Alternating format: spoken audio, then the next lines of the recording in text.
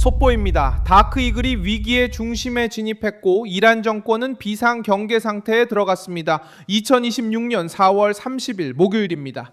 워싱턴에서 돌고 있는 정보에 따르면 미 중부사령부가 미국 육군의 극초음속 미사일인 다크이글을 중동으로 이동시키기 위한 허가를 요청했다고 합니다. 이란과의 교착 상태, 이란 항구에 대한 해상 공세, 그리고 호르무즈 해협을 둘러싼 분쟁 속에서 벌어진 일입니다. 곧 자세히 말씀드리겠지만 최신 정보를 원하신다면 채널 구독을 추천합니다. 최고의 저널리즘 퀄리티로 실시간 정보를 전해드립니다. 믿을 수 있는 기준, 밀손 IBC입니다. 핵심은 명확합니다. 워싱턴은 테헤란에 대한 압박을 군함 전투기 제재에만 의존하지 않고 확대하려고 합니다. 새로운 선택지가 논의되고 있습니다. 이것은 보호된 환경에서 민감한 목표를 타격하기 위해 만들어진 장거리 무기입니다. 블룸버그는 미국 중부사령부가 이란에 대한 잠재적 사용을 위해 다크이글 배치를 요청했다고 보도했습니다.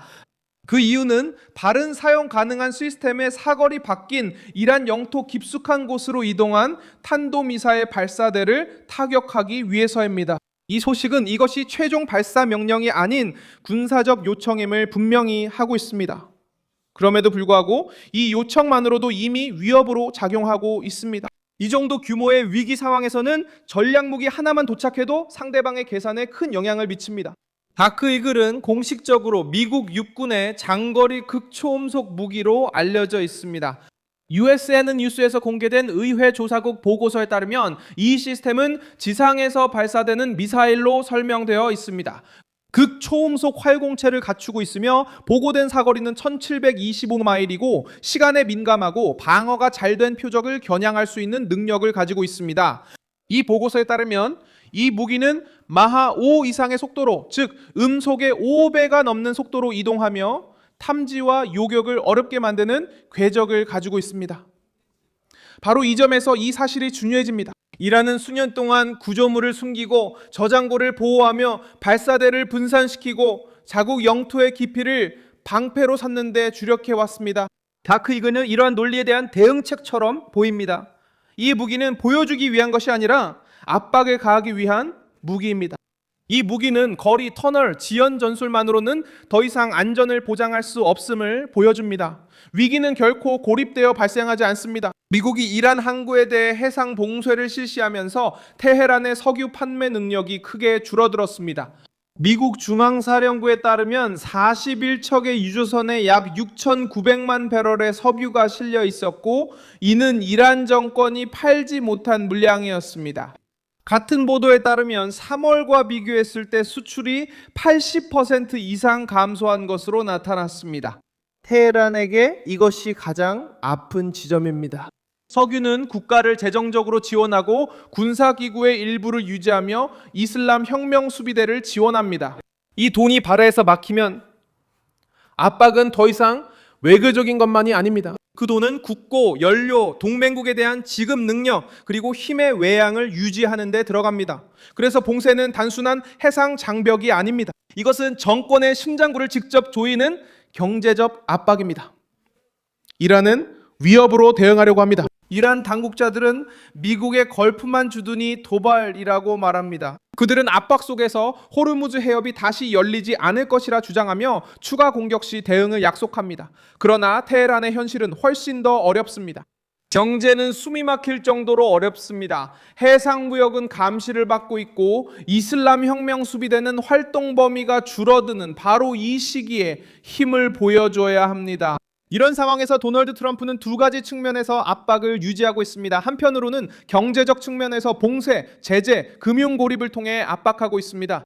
다른 한편으로는 전투기, 군함, 감시, 그리고 이제는 다크이글의 가능성까지 포함한 분사적 선택지를 두고 있습니다. 워싱턴의 목표는 이란이 핵 프로그램의 실질적인 제한을 받아들이고 탄도미사일 위협을 줄이도록 강요하는 것입니다. 백악관 입장에서는 미래의 대화를 하겠다는 막연한 약속만으로는 충분하지 않습니다. 요구하는 것은 테헤란이 검증 가능한 방식으로 후퇴하는 것입니다. 이란 정권은 국내용으로 저항 이미지를 내세우려 합니다. 이슬람 혁명 수비대는 승리, 주권, 그리고 걸프만에 대한 통제를 주장합니다. 하지만 이런 주장은 현실적인 문제에 부딪힙니다. 정박한 선박은 수익을 내지 못합니다. 차단된 석유는 현금으로 바뀌지 않습니다. 숨겨진 미사일은 적대적인 강대국이 더 긴 사거리의 시스템을 준비할 때 안전을 보장하지 못합니다. 수사는 국영 TV를 뜨겁게 달굴 수 있지만 바다와 시장, 협상 테이블에서의 압박을 해결하지는 못합니다. 이런 맥락에서 아기야 네그라는 경고의 역할을 합니다. 워싱턴은 내일 공격하겠다고 말하지 않아도 테헤란의 불안감을 불러일으킬 수 있습니다. 새롭고 빠르며 막기 어려운 도구가 있다는 것만 보여줘도 충분합니다.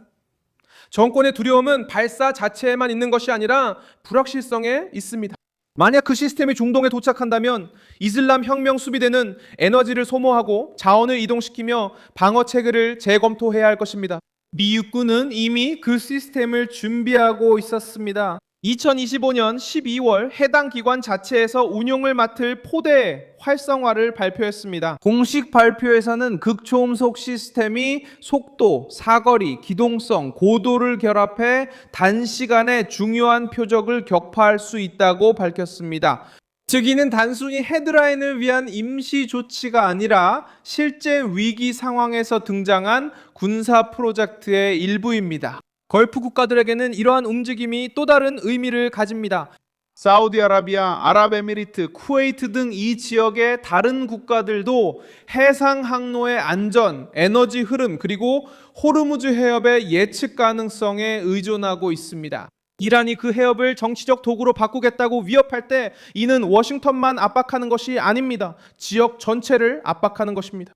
그리고 미국이 극초음속 무기를 논의에 올릴 때 이러한 동맹국들에게 보내는 신호는 미국의 보호가 여전히 한 단계 더 강화될 수 있다는 것입니다.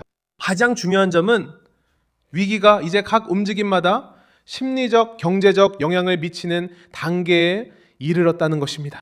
만약 다크 이글이 배치 승인을 받는다면 이란 정권은 새로운 차원의 압박에 직면하게 될 것입니다. 사용되지 않아도 그 위협은 이미 정치적 역할을 합니다. 이것은 트럼프가 포위를 유지하고 저항의 대가를 높이며 이슬람 혁명 수비대를 불안하게 만들 준비가 되어 있음을 보여줍니다. 또한 경고의 의미도 있습니다. 극초음속 무기만으로는 전쟁을 해결할 수 없습니다. 워싱턴도 그 사실을 알고 있습니다. 진정한 힘은 조합에 있습니다.